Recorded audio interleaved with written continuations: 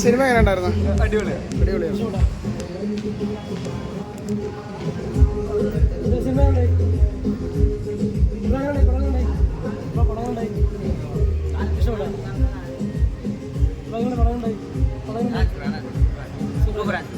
பொங்கல் தூக்கு தமிழ்நாடு நல்லா இருந்துச்சு.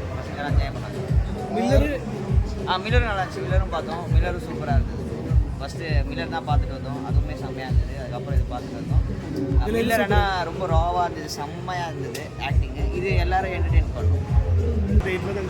15 சங்கராந்தி 15 ஓகே. எப்படி இருக்கு எந்த கேரக்டர்? சிவகார்த்திகேயன், யோகி பாபு. நல்லா இருக்கு.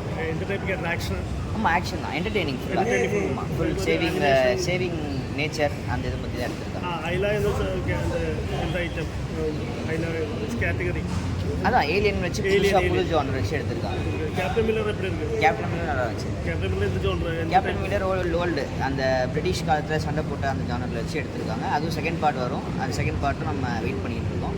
எப்படி இருக்குன்னு தெரியல. இதுவே சூப்பராக இருந்தது. செகண்ட் பார்ட் இன்னும் ராவாக இருக்கும் நம்புறோம். எல்லா படங்களும் வட சென்னை எல்லாரும் സർക്കിൾ മാറ്റിருக்கு. ഫസ്റ്റ് ഹാഫ് അടിപൊളിയാണ്. ഇൻ്റർവെല്ലൊക്കെ നന്നായിട്ടുണ്ട്. പിന്നെ സെക്കൻഡ് ഹാഫിൽ കുറച്ച് ലാഭമുള്ളത് വെച്ചാൽ നല്ല തമിഴ് സിനിമയിൽ ശിവകാർത്തികേയൻ്റെ മറ്റു പടങ്ങളൊക്കെ അപേക്ഷിച്ച് നോക്കുമ്പോൾ ബെറ്ററാണോ? മറ്റു പടങ്ങളല്ലേ, ഇതിപ്പോൾ ഒരു 4-5 വർഷം മുന്നേ എന്തുകൊണ്ടായിരുന്നു. അപ്പോൾ ആ ടൈമിൽ ഇറങ്ങിയിട്ട് നല്ല ഹിറ്റായേനെ. സെക്കൻഡ് ഹാഫ് കുറച്ച് ലാഗുണ്ട്. ബട്ട് തമിഴിൽ ഒരു പുതിയ ഐറ്റം. ഇത് ഏത് ജോണറാണ്? ത്രില്ലറാണോ ആക്ഷനാണോ? എൻ്റർടൈൻമെൻറ്റ് പടമാണ്. ഈ പൊങ്കൽ ആയിട്ട് ഏത് പടം തൂക്കും? ഇപ്പോൾ മില്ലർ വന്നിട്ടുണ്ട്. മില്ലർ കണ്ടില്ല, മില്ലർ കാണണം.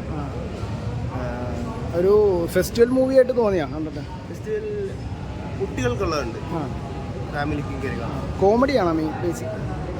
എൻ്റർടൈൻമെൻ്റ് ആണ്.